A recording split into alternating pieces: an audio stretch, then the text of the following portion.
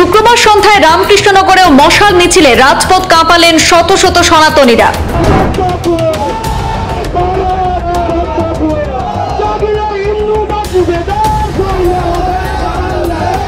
বাংলাদেশের সাথে আমদানি রপ্তানি বন্ধ করতে ভারত সরকারের কাছে আর্জি বিধায়ক বিজয় মালাকারের।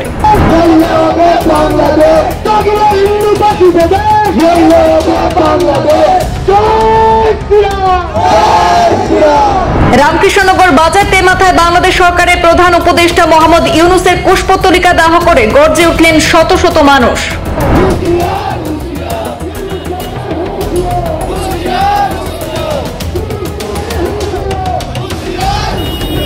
বাংলাদেশে গ্রেপ্তার সম্মিলিত সনাতন জাগরণ জোটের মুখপাত্র তথা ইসকনের পুণ্ডরিক ধামের অধ্যক্ষ চিন্ময় কৃষ্ণ দাসের নিঃশর্ত মুক্তির দাবিতে এবং সেখানকার সংখ্যালঘুদের উপর নির্যাতনের প্রতিবাদে শুক্রবার সন্ধ্যায় রামকৃষ্ণনগর শহরে এক বিরাট প্রতিবাদী মশাল মিছিলে গর্জে উঠলেন শত শত মানুষ।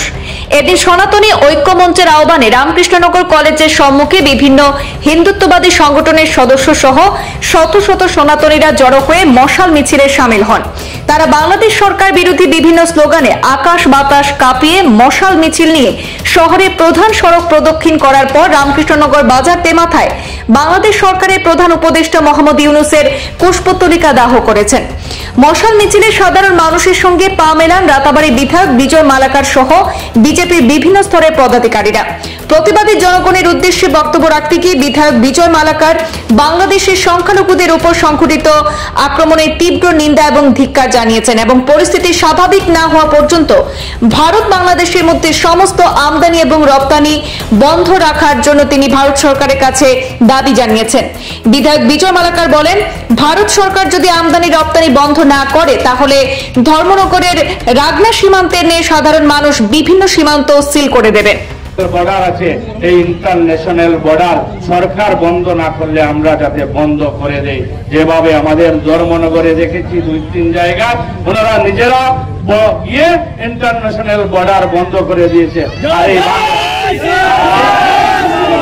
এই বাংলাদেশের এই ভিখারি জাতিদেরকে যদি এই যে মৌলবাদীদেরকে যদি শাস্তি করতে হয় তাহলে সম্পূর্ণভাবে ভারতের যত ধরনের জিনিস আছে সম্পূর্ণ বন্ধ করতে হবে এবং বাংলাদেশ থেকে আসা যেগুলো জিনিস আছে আমরা প্রতিটি দোকানে দোকানে গিয়ে আমরা সবাইকে সুপারিশ করতে হবে, রিকোয়েস্ট করতে হবে যাতে বাংলাদেশি জিনিস এখন থেকে আমাদের দেশে বন্ধ করা হয়। ওনাদেরকে যদি আমরা ওনাদেরকে বাতে মারতে হবে, বাতে মারলেই ওদের অখাত জায়গায় আসবে। তাই আমাদের শিবুদা ডিটেলস বক্তব্য রেখেছেন। আমি শুধু আপনাদেরকে বলবো, আমাদের বরাক ভ্যালির হিন্দু মঞ্চ নাম দিয়ে আমাদের রবিবারে এটা বড় পদযাত্রার মাধ্যমে বাংলাদেশ চলে একটা প্রোগ্রাম হবে। আর এই প্রোগ্রামে আমাদের রামকৃষ্ণনগর সমষ্টির ভারতীয় জনতা পার্টির কার্যকর্তা থেকে ধরে যুব মোর্চার কার্যকর্তা, বিশ্ব হিন্দু পরিষদ, হিন্দু জাগরণ মঞ্চ, এবিপি থেকে ধরে আমরা যত ধরনের কার্যকর্তারা আছি সব কার্যকর্তা মিলে জেনারেল জনগণকে সঙ্গে নিয়ে এই প্রতিবাদে আমরা অংশগ্রহণ করব।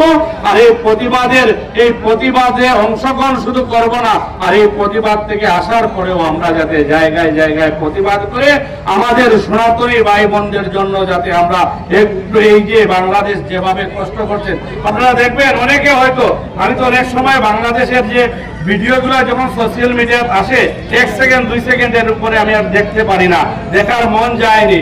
বাংলাদেশের যারা মৌলবাদী নেতারা আছেন, বাংলাদেশের যারা মোল্লারা আছেন, যেভাবে কালকে একটা ভিডিও দেখেছি, এই ভিডিওতে একটা ছেলে বয়স 24 থেকে 25 হবে, ও হয়তো মরে গেছে, তারপরেও একটা মোল্লা কন্টিনিউ ওকে লাথি মারছে, একটার পর একটা ওকে লাথি মারছে। আজ থেকে 10-15 দিন আগে একটা ভিডিও দেখলাম, একজন বয়স্ক ভদ্র মহিলা ওনার হাত ধরে জোর জবরদস্তি ওনাকে ধরে বলছে তুমি কলমা পড়ো, কলমা পড়ো, কলমা পড়ো।